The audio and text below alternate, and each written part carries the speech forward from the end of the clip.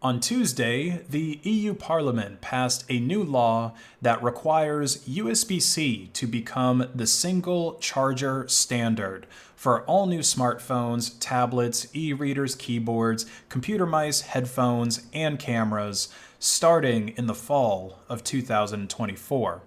Now, laptop manufacturers, they are being afforded a little bit of extra time to comply with the regulation. They are not required to become USB-C compliant until early 2026. Now, of course, people that are using Android or Linux smartphones and the manufacturers of those kind of smartphones, they don't really have anything new to expect or new to do because that ecosystem is already pretty much all USB-C.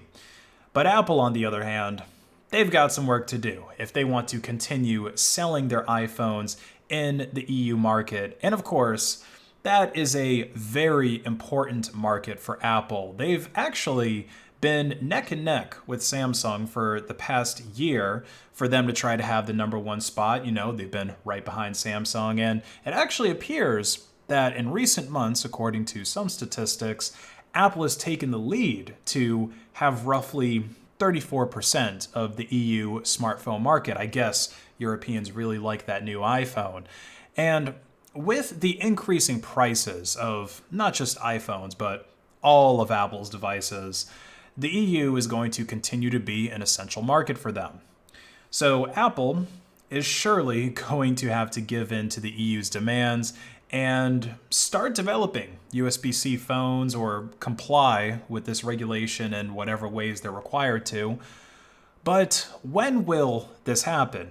We don't know for sure because, of course, they've got a couple of years that they could hold out and still keep pumping out phones with that proprietary connector. So Apple very well could end up creating an iPhone 15 and maybe even an iPhone 16 with the Lightning chargers that they've been using for so long now.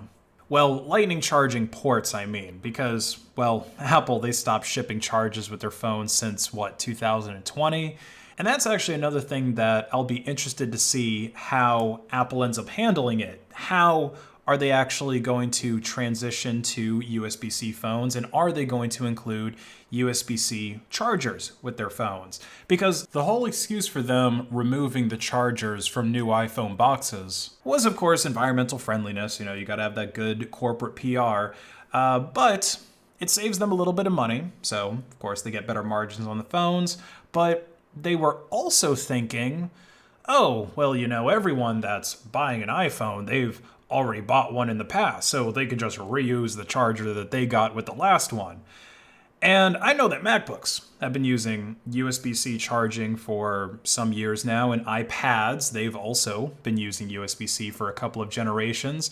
So I can totally see Apple just saying something like, hey, if you want to use a USB-C cord, why don't you go buy an iPad? I mean, you do have an iPad, right? Yeah, you should have one already. Just use the cord from that, or, you know, use one from your MacBook. You do own a MacBook, right? You are a good Apple consumer that buys all of our products. Or hell, you know, go buy an Android phone that comes with the USB-C cable for all we care. You can buy the Android phone, take it out of the box, and then throw it against the wall and you'll keep the cord because you don't want to be caught dead using an Android phone. No, you don't want to have those green text bubbles in iMessage. But, you know, on the bright side, even if you aren't living in the EU or you don't use iPhones at all, Apple switching their phones over to USB-C benefits everybody, because think about it. No longer will you have to keep lightning cables hanging around in your house for when your friend or girlfriend comes over for you to be a good host, you know, for the one random person to charge their iPhone. Or on the flip side, if you're out and about and you need a charger for your phone, now you don't have to worry about running into an Apple user who's going to hand you a proprietary lightning cable that is completely useless to you. And there is real benefit that's going to come to iPhone users here because some of those USB-C cables are able to charge up to 240 watts and transfer data up to 40 gigabytes per second. The data transfers, they are especially brutal on iPhones using that lightning connector because it's just not as fast. And so when you're trying to transfer, You know, those really large video files or picture files that can be produced with iPhone's fancy cameras, you gotta wait a lot longer than you would if it was a good USB-C cable. Now, of course, all of this is assuming that Apple really does end up making USB-C iPhones, because I have seen a couple of people speculating about how Apple could find a way to follow the regulation, but in a way that doesn't really benefit the consumer that much. Like, one idea that I've heard floated is that Apple will keep the Lightning port, but then they're just going to also tack on a cheap USB-C port somewhere on the phone, and maybe also give it a lower voltage. So it technically does work for charging your phone, but people are still going to be more incentivized to use that faster Lightning connector. Or maybe they'll just tell people to use wireless charging, and they can remove the Lightning port altogether. This is actually an idea that has been around, at least as a joke, since 2016 when Apple released the iPhone 7 that, remember, had no headphone jack. Now that's pretty much the standard in the smartphone world. Now, removing a charging port altogether does seem like something that Apple would do, but wireless charging is nowhere near as fast as wired charging. And since iPhones already don't have the best battery capacities, doing something like this is likely going to really kill Apple's competitive edge.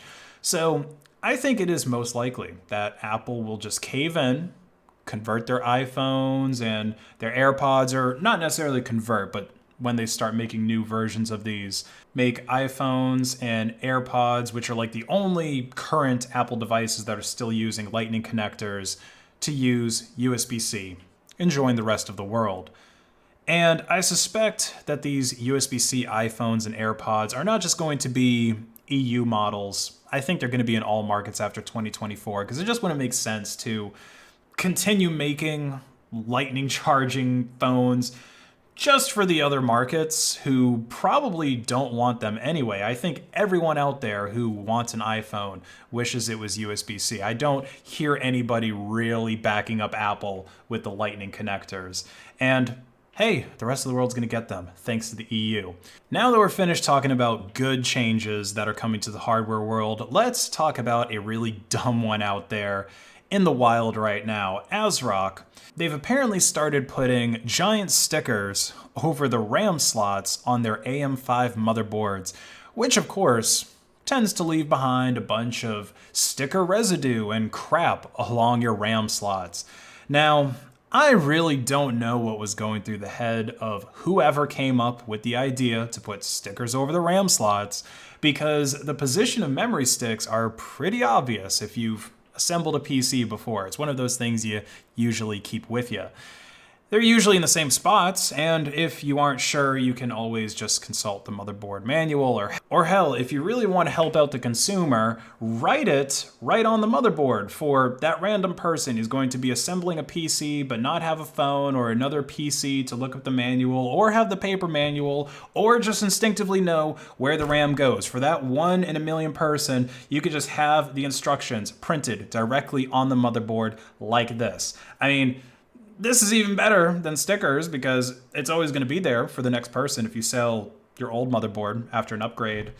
Like, I don't get it. What was this dude smoking to put a sticker over the RAM slots? But hey, if you were unfortunate enough to end up with one of these stickered motherboards, don't fear. You can use isopropyl alcohol pretty effectively to remove stickers. It pretty much just melts away the adhesive without damaging any of the motherboard's components. That way, you can get your RAM sticks in without making the slots look ugly. But that's it for this video, guys. Hope you enjoyed. Be sure to like and comment to hack the algorithm, and have a great rest of your day.